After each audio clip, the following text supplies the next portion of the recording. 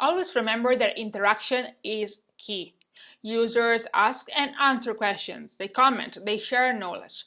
Listening and learning from what others are saying is a great way to start using and getting a feel for Twitter. But taking the plunge into interacting with others would really build your presence on the network and gain followers. Mention others, follow them, retweet them, interact with them in any possible way. Anytime someone new starts following you, send them a tweet and thank them for their interest in your work. Show them that you are there. After being on Twitter for some time, you'll start spotting influencers, those people in your industry who have a large following and whose opinion matters and influence others. That's why they're called influencers. Interact with them as often as you can.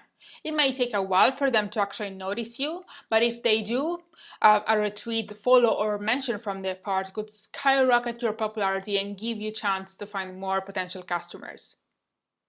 Do you remember what we said about valuable content? Marketing is an exchange, and you need to give your followers valuable content and information as a payback for following you.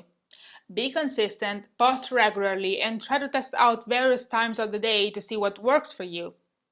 Spread your tweets throughout the whole day, avoiding tweeting 6 or 7 things in a time frame of 5 minutes and then nothing for the rest of the day. Various studies concluded that it's best to post 3 times per day. But again, there's no right or wrong here, just test and measure. Hashtags can also help you get noticed if you use them appropriately. In the same way that you can click on an hashtag and find everyone who tweets about it, others can do the same and find you.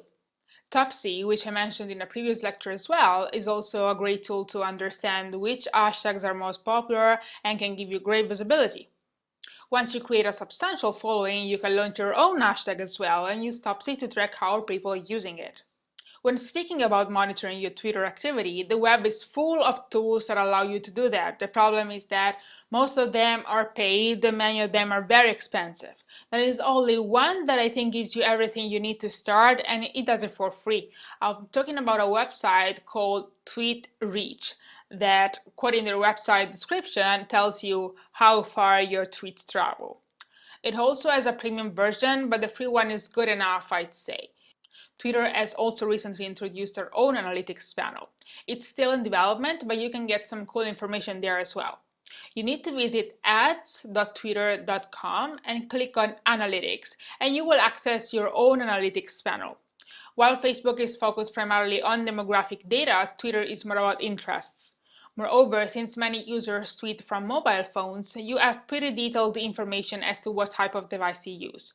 In terms of location, I found that Twitter data are not too relevant because, as we mentioned, many people do not add their real location to their profile or their tweets, so Twitter doesn't have this kind of information for everyone. Let's say that Twitter shows you what they have and use data from that sample to give you statistics about your whole audience. So Facebook is definitely more accurate in this sense. Now I have homework for you. Follow these steps. Start by going to tweetreach.com, subscribe and analyze your analytics for the past week. Think of all the things we've discussed in these lectures about Twitter and pick 3.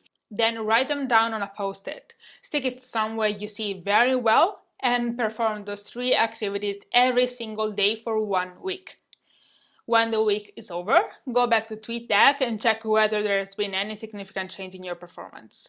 If yes, great. If not, stop for a minute and think of what you could change. Then start all over again. Good luck.